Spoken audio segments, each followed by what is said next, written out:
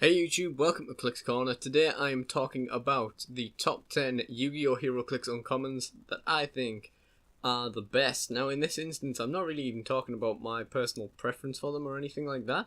I'm literally talking about which ones I think are the best figures. First of all, I've got an honourable mention of Electric Lizard. Now, despite its lack of move and attack, I really like this figure. I think for 57 points, its energy explosion and pulse wave output is pretty good. It's definitely one of the figures that didn't lose out from the changes to energy explosion. A trait that does 1 damage to all people, 1 unavoidable damage that is, to all characters who hit it with close combat attacks. So that's pretty good. Unfortunately, I didn't think it was quite as good as the number 10 on our list. Also, it has an incredibly hideous sculpt, even though the card itself is pretty cool. So that's a bit of a shame. But nonetheless. Anyway, into the list. In at number 10 we have Cyberjar.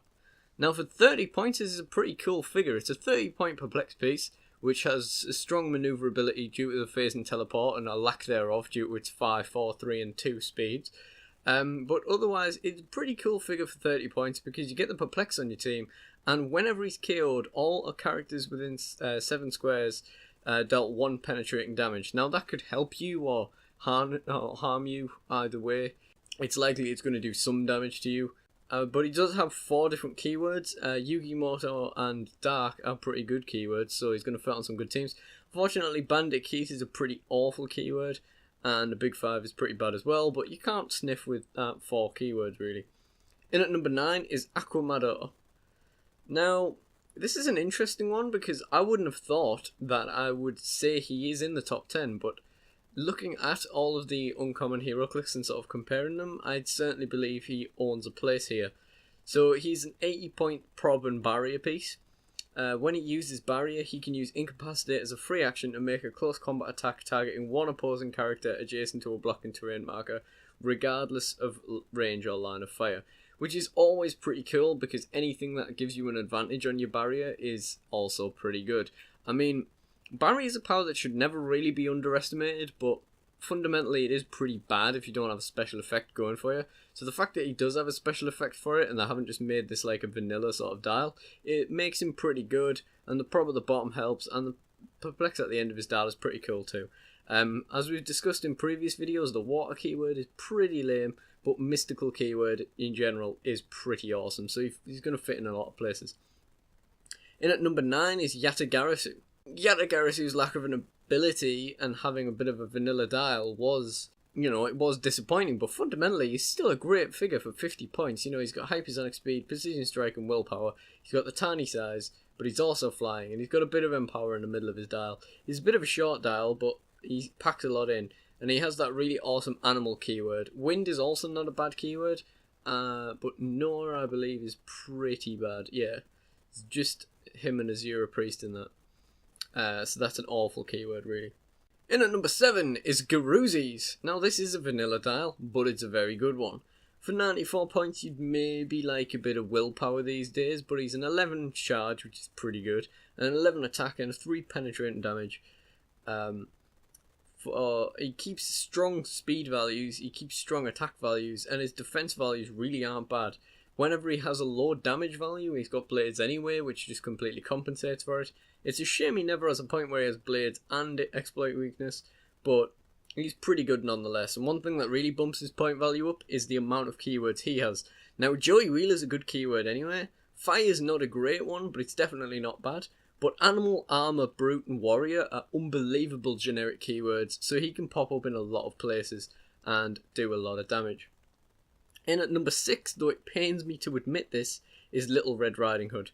Because for everything that did wrong with the Series 2 sets, they certainly produced some good figures. And even though I am completely against this thing actually existing, I can't deny that it is pretty good.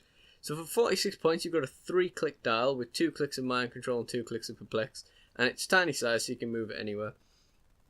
The Leon Wilson keyword is awful because you can only use it with the other fairy tale characters, which I'd rather not use. But Earth keyword is pretty good. Now, when she's killed by an opposing character, all friendly characters that share a keyword with Little Red Riding Hood, so all Earth characters, get +1 to their attack. Now that's an unbelievable power, because there's so few things that are going to give you +1 to everyone for the rest of the game, and that is incredibly good. She can also use Mastermind to transfer damage to characters 75 points or less, and if the character's name is Forest Hunter, he doesn't have to be adjacent to her. So basically for 46 points you've got Mind Control and Perplex, and you also get +1 to all your combat values if and when she dies, which is pretty good. Coming in at number 5 is Morphing Jar. Yep, the only jar who didn't make this list was Fiber Jar, who did make the list of the most disappointing Yu-Gi-Oh! Heroclix. This basically does everything that Fiber Jar should do, and it's pretty good at doing it. Bakura is an awful keyword, he's only got 4 dudes, but Earth is, as we've just discussed, a pretty good one. And basically once per game, when Morphing Jar is hit with an attack, after actions resolve, as long as he's still alive of course, starting with you, each player chooses a friendly character and places it into an opponent's starting area until all characters are being placed. So basically he resets the game, but he sets everyone in each other's starting areas basically, so that's going to be pretty good for various effects. For example, Mangog, it would combo pretty well with, assuming it is hit with an attack and your opponent doesn't work out what you're doing. It's also 50 points Perplex and Prob, and it's got the same maneuverability as Cyberjar and the same sort of decent defense values with Energy Shield and such. So it's pretty cool. In at number 4 is the inexplicably good Lijin, the Mystical Genie of the Lamp. Now, he was definitely a pretty good 1800 beta back in the day, but the reason why this figure is so good completely escapes me. Although he has an unbelievable dial with all but 1 clicks of Pulse Wave, a hell of a lot of damage reduces, a hell of a lot of shape change, Indomitable, and a bit of sidestep, I thought his lack of movement on his first click would hinder him, but no, he's an unbelievable piece. And he definitely looks good, but there's no explanation as to why he performs so well as he does every time he's used. The reason he was good in Yu-Gi-Oh! Was because you could just normal summon him, cheap, absolutely no cost, whereas in this game he's very expensive to play. Nonetheless, he's pretty good, and he's also got a trait that gives him +2 to his defense value when he's hit by an attack, which means if he's hit by 2 attacks he's going to get +3, but obviously the rule of 3 is then going to kick in. So that's pretty cool. He's also got Seto Kaiba and Dark keywords, which are incredibly good. So, you know, he's got a lot of usability as well. In at number 3 is Magician of Faith, which I just at the last minute decided was a bit better than Lijin. Now, she's got a lot of keywords: Big 5, Yugi Muto, Light, and Mystical. I'd say Big 5 isn't, you know, an awful keyword. You can probably make a team out of it, but the other ones are definitely very good. Now, she basically has her card effect, but on roids, because whenever she's damaged by an opponent's attack, so any amount of time, you may add a spell from your force that has been removed from the game to your trap and spell pool. Now, this wasn't a feature that was used massively, but there's no reason why it couldn't be, and you could definitely abuse the hell out of spells and then get them back with Magician of Faith, and she's pretty cool for that. She's also got Psychic Blast, and when the hit character has exactly 1 action token, that character gets an action token. So ultimately she's pretty cool because she can do some offensive damage and she can also return your spells. And she's also got 2 clicks of Prob. She's got a lot of keywords to make her very usable, and she's got defense powers all the way through that are just going to make her irritating to kill off. So that's why she's number 3 on this list. In at number 2 is one of my friend John's favourites, which is Cannon Soldier, and it's easy to see why. He's got a full dial of TK, and when he places a friendly character with his TK, his line of fire isn't blocked by the placed character, and he may then make a ranged combat attack with an area of effect targeting all opposing characters adjacent to the placed character, and hit characters take 2 damage. In many ways this is better than Catapult Turtle, but it really depends on your situation. He's also got a really fast running shot. He's 95 points, so he's quite expensive, but he's one of the few things in the Yu-Gi-Oh sets that actually got the robot keyword. He's also got Dark keyword, and I believe Rebecca Hawkins is bad, but it doesn't really matter when you've got Dark keyword, which is easily the best in the game. And in at number 1, much to the surprise of most people watching this list, both Heroclix players and Yu-Gi-Oh players who know nothing about the game, number 1 on this list is Azura Priest. Now, it makes a lot of sense that a card that can attack everything your opponent controls would be pretty good in this game. The thing is, the downside to that in Yu-Gi-Oh was that it returns to your hand at the end of the turn, which, you know, was still usable, but it wasn't unbelievable. However, there is no drawback like that in Heroclix, and she's also got a second, or he's also got a second power that makes him just as good. So basically, you can give him a double power action, and on 2 of the clicks where he can do this, he has willpower, and he can then immediately make 4 close combat attacks as free actions, but can't target the same character with more than 2 attacks.